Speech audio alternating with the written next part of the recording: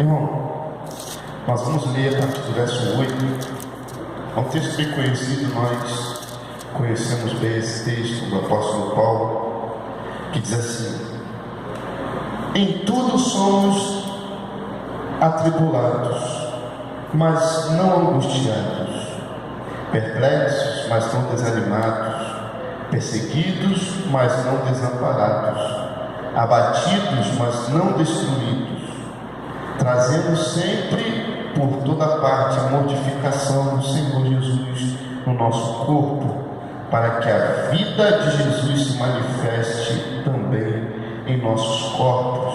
E assim nós que vivemos estamos sempre entregues à morte por amor de Jesus, para que a vida de Jesus se manifeste também na nossa carne mortal, de maneira que em nós opera a morte, mas em vós a vida. Amém? O apóstolo Paulo está escrevendo para o povo de Coríntios, né? Para o povo de Corinto. O povo era considerado coríntios, né? Mas ele escreve essa segunda carta, que na realidade já é a terceira, né? Diz a história, os historiadores, que havia três cartas, existiram três cartas. A primeira que se perdeu, né, foi rasgada, sumiram com a carta, deram o cabo da carta. Talvez, concordam alguns teólogos, por causa do teor da carta, que era um teor mais coercitivo, mais de correção, e o apóstolo Paulo ele tinha uma maneira de tratar certos assuntos e de corrigir, que era uma forma um tanto quanto agressiva no que tange as palavras. Ele não metia certas palavras quando o assunto era o Evangelho de Deus. Ele era o que hoje o mundo aí considera como um homem que tem sangue nos olhos, a pessoa que ele, quando tem um ideal, ele briga por aquilo ali, e quando alguém faz alguma coisa contra aquilo ali mexe com ele e deixa essa pessoa à flor da pele. O apóstolo Paulo era assim. Então ele escreve ao povo de Corinto uma primeira carta que se perde, manda uma segunda carta que para nós na Bíblia vem como primeira carta ou primeira epístola do apóstolo Paulo aos Coríntios, e a segunda aos Coríntios na nossa Bíblia, que seria essa terceira. Mas o apóstolo Paulo está escrevendo, e no último versículo que nós lemos, ele ressalta no versículo 12, ele diz assim: de maneira que em nós opera a morte, e em vós a vida. Por que ele está dizendo isso? Porque ele está escrevendo, e ele está se colocando num patamar das pessoas que com ele pregavam o Evangelho. Ele, aos gentios, como todos, a maioria conhecem, o ministério de Paulo foi chamado para pregar aos gentios, e aos judeus, aos demais, Pedro, Filipe, André, Tiago, os discípulos de Jesus Cristo. E aí ele chama a responsabilidade, ele fala: de maneira que em nós opera a morte, e em vós a vida.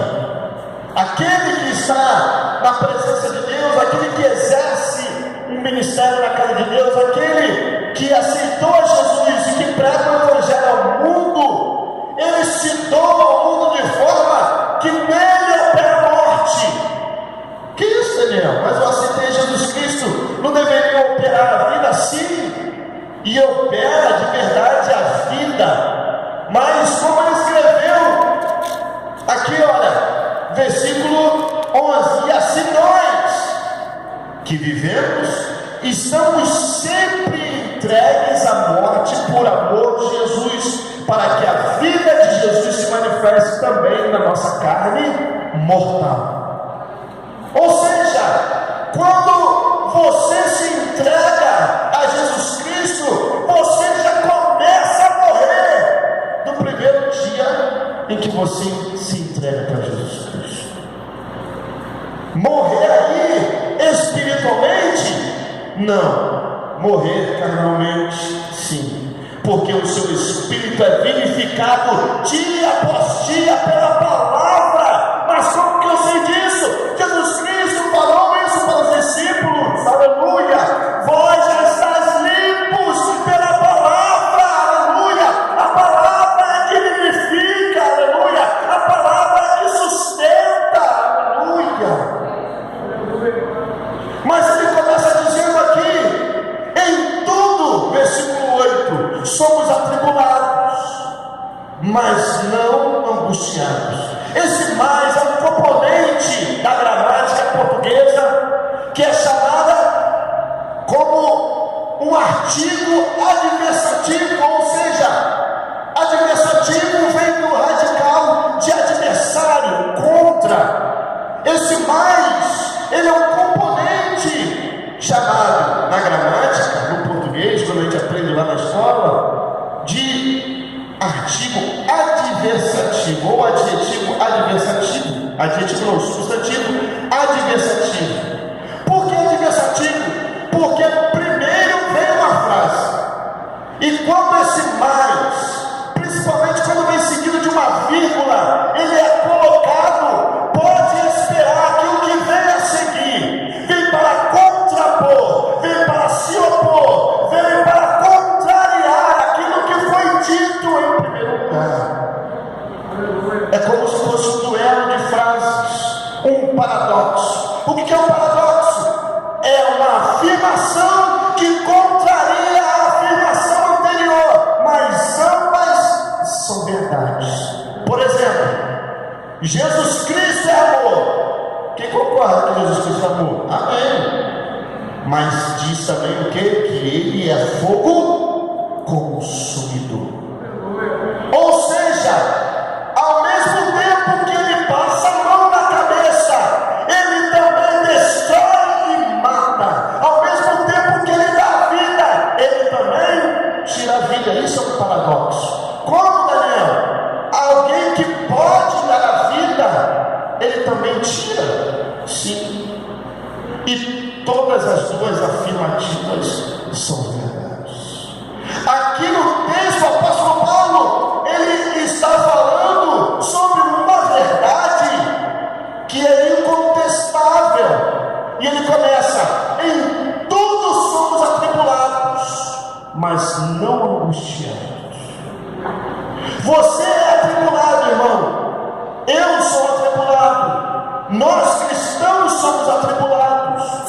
E as atribulações da vida fazem parte, são inerentes, são coisas intrínsecas, estão agarradas, não se separam daqueles que servem a Deus. Se engana muito aquele que pensa que vai para Deus e ele vai ter a vida como um mar de rosas. Mentira. Mas há garantias de que tudo vai mudar. Jesus um dia colocou o próprio evangelho que ele pregava em xeque, e como uma forma de dizer assim: olha, você quer me seguir? Primeiro analise e vê se vale a pena.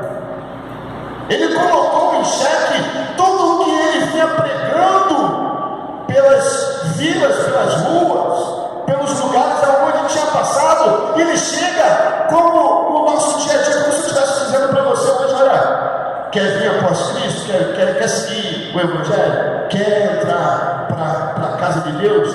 Primeiro, antes de entrar, analisa, vê se vale a pena. Se você achar que vale a pena, eu diria para você: pensa mais um pouco. E se você pensar mais um pouco e aí sim achar que vale a pena, aí você vem. Senão, fica onde está. Foi assim mais ou menos que Jesus disse. Quando ele disse assim: olha, ninguém que quer construir uma casa, primeiro, antes de começar a construir, não senta, faz as contas, vê se tem condições de começar e terminar a obra, para que, tendo começado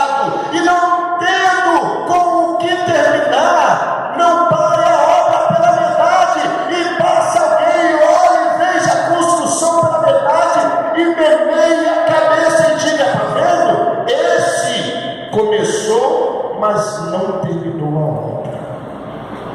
O que Jesus estava dizendo ali, em miúdos, Jesus estava dizendo assim: olha, se vai entrar em alguma coisa, entre para começar e terminar o que começou. Se você não tem nem ideia de que vai terminar, então nem vale a pena começar. Tem muitas pessoas que entram, vê aquele primeiro impacto, tem aquela primeira visão, e gostei disso, olha, caramba, isso é legal, olha, pastor, eu quero fazer parte, olha, pastor, eu estou aí, o que precisa de mim, olha, pode contar comigo, é para que daí vier, olha, eu vou aceitar Jesus, aí aceita Jesus, olha, o próximo batismo que tem, eu estou aí, pode, não precisa me perguntar, pode botar o meu nome, quando o pastor anunciar o batismo, pode botar meu nome, nem me pergunta, vai lá e se batiza. Primeiro mês, uma bênção, segundo mês, uma bênção, terceiro mês, 1 ano, 2 anos, maravilha, mas a caminhada vai ficando pesada, e quando vê, já não está mais, já não era como antes.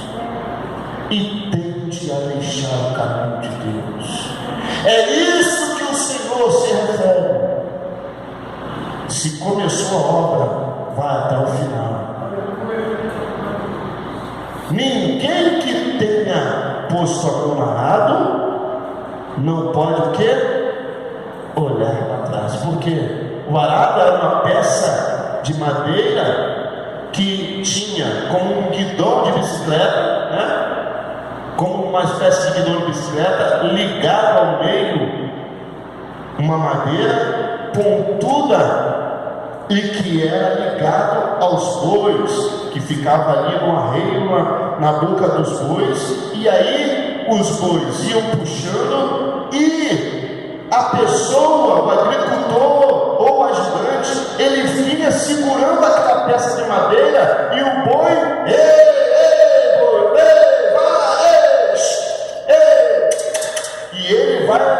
ia puxando, o boi ia puxando e ele ia atrás, só segurando para fazer o sulco na terra, aquela valinha na terra, e logo atrás vinha o semeador no seu balaio, tirava um punhado de sementes, colocava um pouco, com o pé vinha mais 5 centímetros, com o pé vinha e cobria de areia, e vinha, e assim ia fazendo o serviço. É por isso que quando você passa em lugares rurais, em lugares que há hortaliças, a horta, você percebe que há uma linha reta, e você vê aqui uma plantação de cenouras bonitinha, em ordem, e você vê depois uma plantação de alface, depois uma plantação de couve, tudo em linha reta. Por quê? Por causa do arado. Mas a pessoa que está segurando o arado, ela olha para trás, ela perde o rumo, e aí o sulco fica torto. Por isso que aquele que põe a mão no arado, uma vez posto, você tem que ir até o fim. Em todos somos atribulados, mas não angustiados. Ou seja, Deus, olha como que Deus trabalha conosco. Se Deus te der tudo que você precisa, irmão, você não vem buscar mais a Deus. Que isso, eu queria não, irmão, nem eu venho. Que isso, mas você está cantando? Não duvide. Se eu receber tudo que eu preciso, se você receber tudo que você precisa, se você não tiver necessidade nenhuma mais, o que você vai vir fazer aqui, irmão? Olhar para os meus olhos azuis? Olhar para os olhos do pastor? Não, você não vem mais. Se o pai, ele der tudo que o filho quer, o filho perde o respeito, perde o limite. E eu já vi na escola, na minha época de escola, já vi em outros lugares, crianças que falavam assim: não tem problema, meu pai me dá tudo que eu quero. Fulano faz aquele negócio ali. Não. Mas eu mandei você fazer aquilo. Eu não quero. Meu pai não me manda, não é você que vai me mandar. Sabe por quê? Porque não tem um limite do pai. Jesus nos põe limites. Jesus, Senhor, eu quero aquilo, eu quero. Espera mais um pouquinho, que eu te dou na hora certa. Mas eu precisava parar. Irmão, cá para nós, você que é pai, você que é mãe, quando o teu filho fala assim, papai, mas eu preciso disso para ontem, você sabe se ele precisa ou não, sabe? Sabe. Ele pode chorar, espernear, mas você conhece. Às vezes ele fala, papai, não tem está assim, está assado, eu vou uma festa sábado, não dá, se chegar sábado eu não tiver um tênis novo, olha, não sei nem o que eu vou fazer, você olha para ele, deixa chegar sábado, não compra o tênis, vê se ele vai deixar de ir à festa. Precisava do tênis ou não precisava? O que ele queria? Queria tirar onda. Queria tirar onda. Aí você, que é um pai que não dá limite, você vai lá, beleza. Pai, olha, semana que vem tem outra festinha, eu quero aquela Nike. Toma. Pai, olha, semana que vem vai ter uma rede que não sei o quê. Olha, eu tenho que botar duas blusas, uma de manhã e outra porque eu vou ficar só de noite. Vai lá, meu filho, compra. Na hora que você disser não, ele vai falar na tua cara. Mas por que não? Que o Senhor sempre me dá. E não adianta questionar. Papai do céu sabe quando você precisa e quando você não precisa.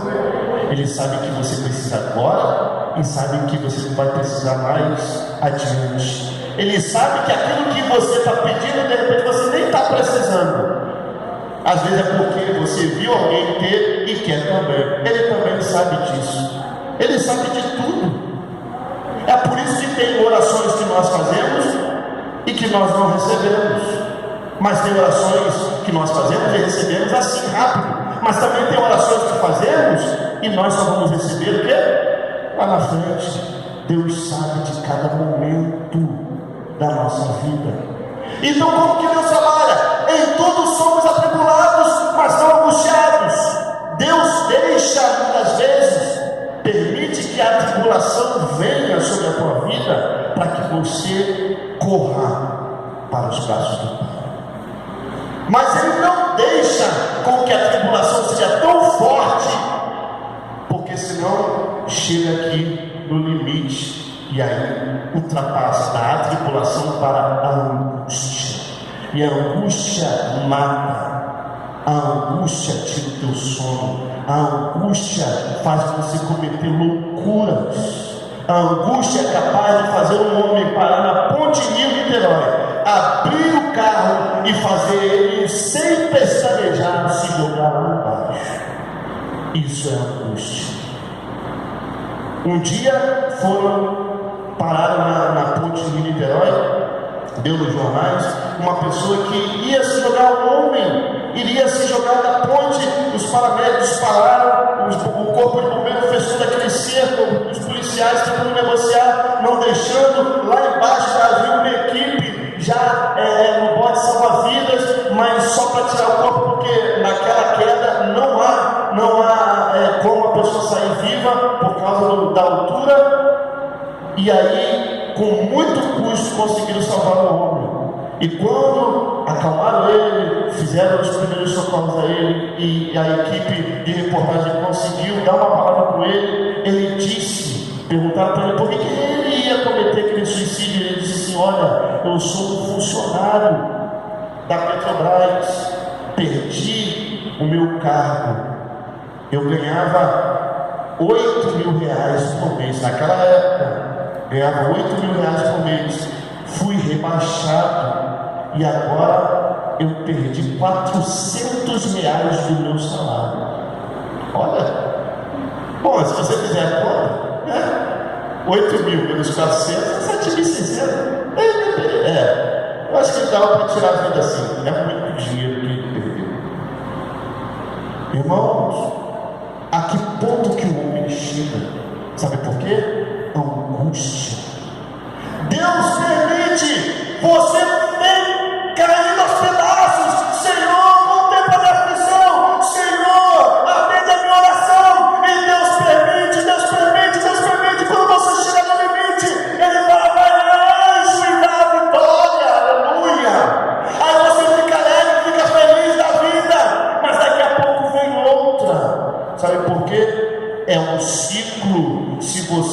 ficar no marasmo, você não busca, irmão. Se você ficar sempre tudo bem, eu tudo bem, nós não buscamos. E o apóstolo Paulo prossegue: perplexos, mas não desanimados. E essa palavra é interessante.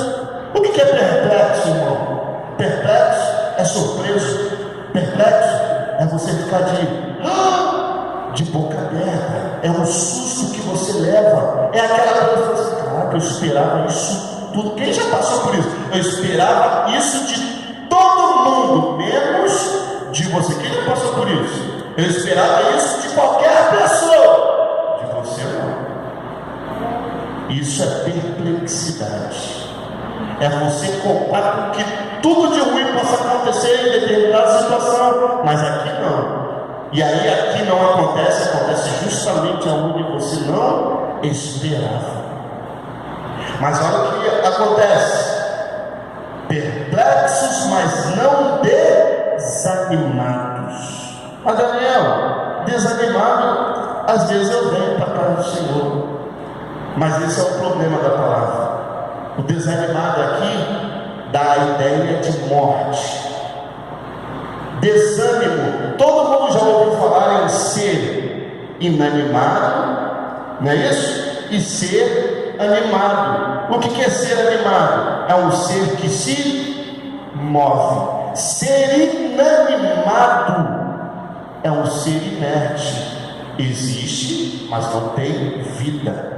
O desanimado, esse des é um artigo que significa desfazer o que é feito. Fazer, desfazer. Você retrocede. Quando você tem o ânimo, mas você tem o desânimo ao contrário, ou seja, é a ausência de animação, é a ausência de ânimo, e a ausência de ânimo é morte. Quando um ente querido teu, ou de algum vizinho teu, você sabe que perdeu, morreu, e você vai ao velório, você vê que as pessoas choram. Por que chora se o corpo ainda está ali? Por que chora se eu ainda posso ver o corpo, ainda que inerte? É porque ela está desanimada. O ânimo que havia dentro daquela vida, dentro daquele corpo, melhor dizendo, foi tirado. Ou seja, você fica perplexo, você fica surpreso, mas isso não te abala ao ponto de você perder a vida. Olha como que Deus é poderoso, irmão. Deus permite com que as coisas te sequem, mas quando Ele vê que está demais, se você não aguenta, Ele te tira. E isso quem está escrevendo não sou eu, é o apóstolo Paulo. Perseguidos, mas não desamparados. E perseguição o apóstolo Paulo entende. Ele era perseguido, foi perseguido várias vezes. Um dia, de noite, teve que descer de um lugar, dentro de um cesto, sair pela cidade escondido com um capuz, foi levado até o limite da cidade e de lá foi embora, porque queriam ceifar a sua vida. Perseguidos, mas não desamparados. Às vezes você é perseguido na escola, no trabalho, na vizinhança, até mesmo dentro da sua casa, mas você não está sozinho. E aí ele prossegue: abatidos, mas não destruídos. Sabe que o apóstolo Paulo estava escrevendo um cenário de alguém que vai à guerra. Você e eu fazemos parte desse grande exército de Cristo. E quando você se alista nesse exército, você vai ser convocado para a batalha. Não pense que você entrou para a casa do Senhor, que você entrou para o Evangelho e vai ficar tudo 100% tranquilo. Não! Uma hora você será convocado para a batalha. E quem é convocado para a batalha não pode dizer não.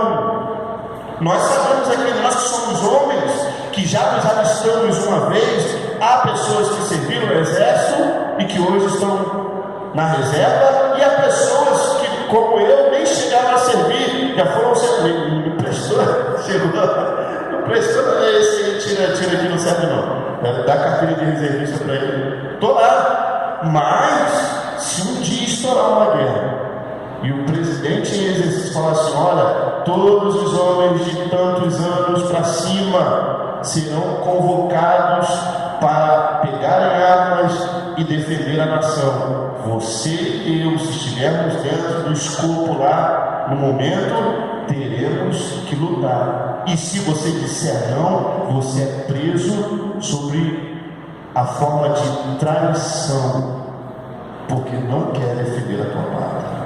E você que serve ao corpo de Cristo, não tem essa. Constantemente nós vamos à batalha. E é por isso que o apóstolo Paulo fala: nós somos entregues todos os dias à morte. Mas aí Jesus vem nos dar o quê? Vida. E vida com abundância. É por isso que ele fala: olha, eu não sei mais do que o apóstolo Paulo. Ele chega ao ponto de ficar indeciso entre ficar vivo e morrer para ter encontro com Jesus Cristo. Ele fala: olha, eu já não sei mais, porque a vida que eu levo já não vivo mais eu, mas Cristo vive em mim, de forma que o viver é Cristo e o morrer é ganho, é lucro. Ou seja, para mim tanto faz se eu estiver vivo, eu prego o evangelho. Se eu estiver vivo, a minha vida é para Cristo, mas se eu morrer, é lucro, porque eu estou perto do Pai. Irmãos, para a gente encerrar aqui a mensagem, olha o que o versículo 7 fala: temos, porém, este tesouro em vasos de barro, para que a excelência do poder seja de Deus e não de nós. Vale você depois, com calma, ler o início do capítulo 4, porque essa verdade, esse tesouro que ele se relata, começa no início do capítulo 4. E aí ele faz essa análise e continua descrevendo o que nós já lemos para baixo. Mas olha o que é interessante: temos, porém, este tesouro em vasos de barro, para que a excelência do poder seja de quem? De Deus e não nossa. Antigamente as pessoas que tinham seus bens, tinham lá suas joias, as mulheres do Oriente Médio, os homens que tinham lá suas pepitas de ouro, suas esmeraldas, suas pedras ou artefatos de metal como ouro, prata, cobre, essas coisas que tinham valor, eles costumavam guardar estrategicamente em vasos de barro, porque era simples. Se um ladrão entra na tua casa, ele não vai ficar procurando dinheiro em garrafa PET na tua casa, vai? Ele vai ficar procurando dinheiro na lata do lixo? Não, ele vai procurar dinheiro aonde? Nas gavetas. Ele vai procurar dinheiro aonde?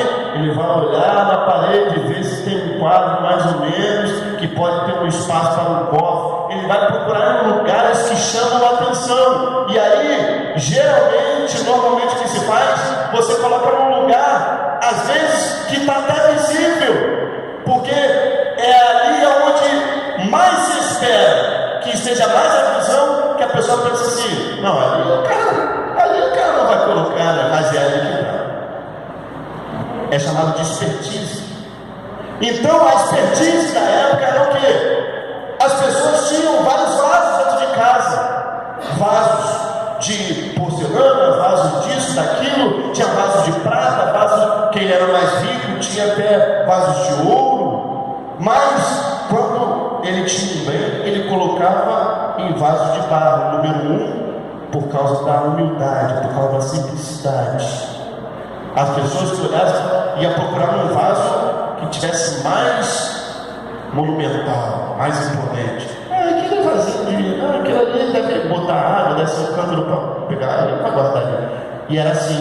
Número 2, guardava em vasos de barro, porque se houvesse um incêndio, o barro ele é resistente ao fogo, ia queimar tudo na casa, mas dentro do barro ia preservar. Você está entendendo isso? Temos, porém, este tesouro em vasos de barro, vaso simples, vaso que se quebra à toa, mas mesmo que seja frágil, ele resiste ao fogo. E olha que interessante, a palavra de Deus diz que Jesus Cristo, que Deus é fogo consumidor, mas o fogo de Deus não mata a pessoa, mas ele mata o pecado, mas preserva o pecador, a menos que ele queira matar o pecador. Que isso, Daniel? Se quiser, ele mata. Quem sou eu para falar? Não, Senhor, ele mata. Um dia ele falou para Moisés: Moisés, entra lá na cidade. O povo não quis deixar você dar a volta por lá. Balaque, ele pediu permissão a Balaque, deixa eu passar aí, não quero fazer guerra com você, porque nós temos um pacto antigo. Deixa eu só vou dar a volta e vou sair por lá, para o outro lado. Não, aqui você vai passar não. Então tá bom. Ele voltou para Arraial. Deus no outro dia chamou ele: vem, chama Josué e todo o exército e vai para a peleja, porque agora eu dei eles nas tuas mãos. Quando ele quer, não tem essa. Resiste ao fogo, vaso de barro. Agora, a excelência não é nossa. A excelência de quem? É de Deus. Ou seja, tudo que você fizer, tudo que eu fizer, tudo que nós tivermos para dar para Deus, dê, faça, mas sempre tenha em mente que a honra e a glória sempre serão de Deus. Um dia, um personagem no filme de Aquiles, no filme de Troia, o rei Príamo estava ali discutindo com outros reis, e ele disse assim: olha, mas quem venceu o primeiro embate foi Aquiles. E aí um dos reis olha para o rei Agamenon e diz assim: realmente, Aquiles, junto com o seu exército de bárbaros, venceram o primeiro embate. E o que você diz? Agamenon olha para ele e diz assim: quem ganha as batalhas são os reis. E de fato, o exército é guiado por um rei. Você e eu fazemos parte do exército. No exército de Cristo, você e eu sempre somos vencedores, mas a glória final é do Rei dos Reis e Senhor dos Senhores. Dê uma salva de palmas para ele.